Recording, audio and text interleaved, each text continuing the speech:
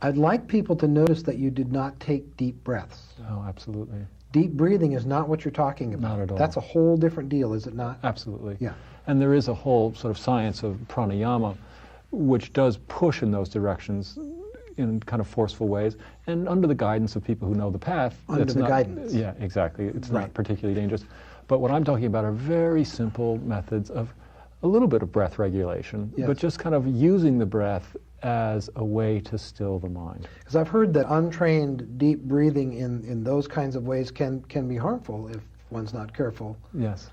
and produce undesired results. Let's put it that way. Yeah, I think that's certainly true. So you weren't doing that at all. No, not at all. Just relaxed breathing. And ultimately, after doing either of those things for a while, what one wants to do is just allow the breathing to subside to a minimum.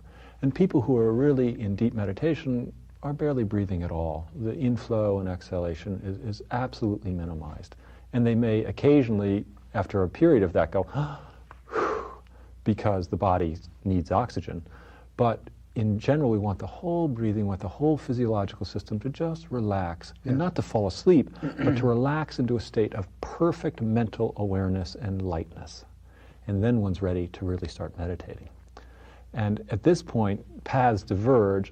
One path that's very popular is to hold the mind on some kind of mantra, some kind of repetitious phrase or idea, seed thought, something like that. Mm-hmm.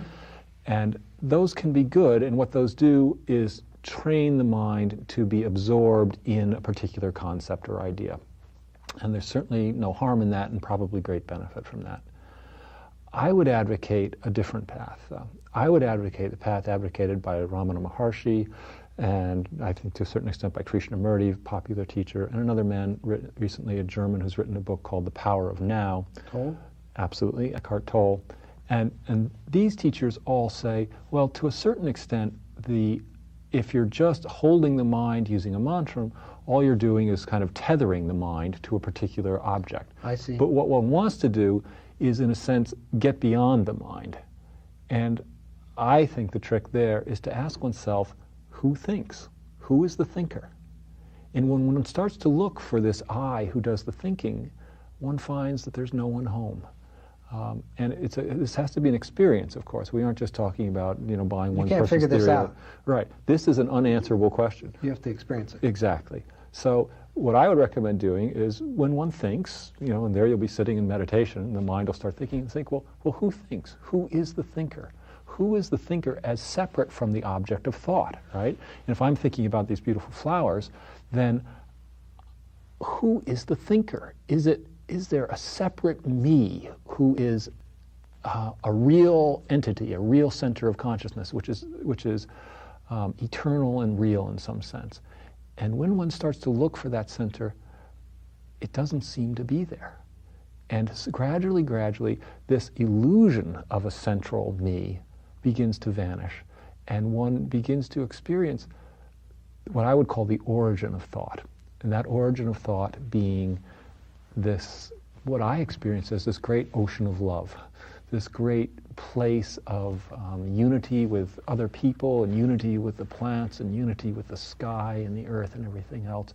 And that thought seems to emerge out of that ocean, just like a wave may be on the top of an ocean. And you may say, oh yeah, that's a wave, that's a separate wave. But then you realize, no, that wave is just part of the ocean.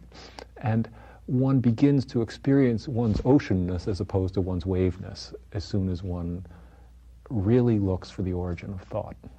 So while we're in the state of meditation, we ask ourselves, who is the thinker? Yes. Who's doing the thinking? Yes. Who's the I? Who is the I? Where is it coming from? Okay. And then we begin to move into an entirely new state of awareness. There's a tremendous teacher emerging into the world now, which all humanity will see surely in the very near future, who I would refer to as the world teacher. Lord Maitreya is his particular name. And he has given to us a tremendously powerful mantra or prayer, which we refer to as the prayer for the new age, which goes, I am the creator of the universe. I am the father and mother of the universe. Everything came from me. Everything shall return to me. Mind, spirit, and body are my temples for the self to realize in them my supreme being and becoming. Now, when one says this mantra or this prayer, one has to ask, well, who could this I possibly be that is the creator of the universe? Yes. I mean, surely George Catlin is the creator of the That was universe. my first thought. Right. How could that have happened? Right? And as one penetrates into this prayer and into this sense of awareness, one begins to explore, well, what I might that be? And before long, one begins to perhaps first mentally realize and then begins to experience, oh, what this is really about is I am of the stuff that created the universe. I am the primordial cause and the primordial result. I am the same as the flowers and the table and everything. I am part of it all. I am God. And not that I'm God and you're not, but that's all there is God. And one begins to experience one's essence as identified with that.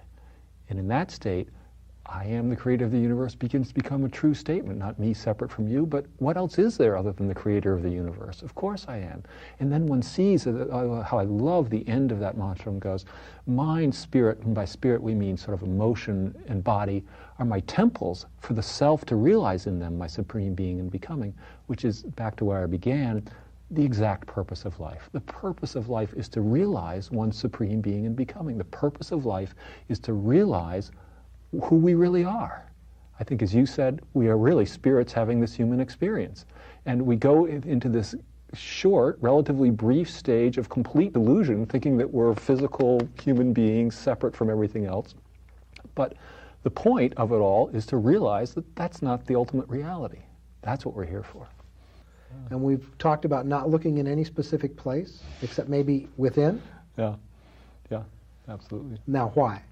Why? Because that's what life is for. And on this question, I think, again, as I said earlier, people have to decide what they think life is for. They have to decide, are we this biochemical coincidence, Yes. or are we aspects of a great spiritual entity which we call God? And if it's the latter, then all the teachings agree that what we're here for is to become part of that in consciousness, in realization. And that's what I believe this world teacher who I referred to earlier is here for. He's here to help humanity do two things. One, individually realize what their true identity is. And second, to help us build a society which will help all humanity live and thrive and move toward that realization. I mean, it's one thing for me to say, oh, I'm having this wonderful experience of God, but if you're suffering and everyone else is suffering, well, what good is that? In 20 seconds, will we see him soon? We will see him soon. I believe we'll see him in the very near future, and I believe he will call to us to do exactly these things I'm saying. I think his foremost message will be to share and thus realize our divinity. But as we do that, why would one want to share? Well, one would want to share because one begins to realize who one really is. And if I am you, why would I not share with you? It's that simple. Yeah. You are very excited, and you've gotten me excited. And I want to thank you so much. We're out of time. I can't believe it. I want to thank you so much for talking with us. You've given us a lot to think about and a lot to work on. Thank you so much for being here. Thank you, Dick.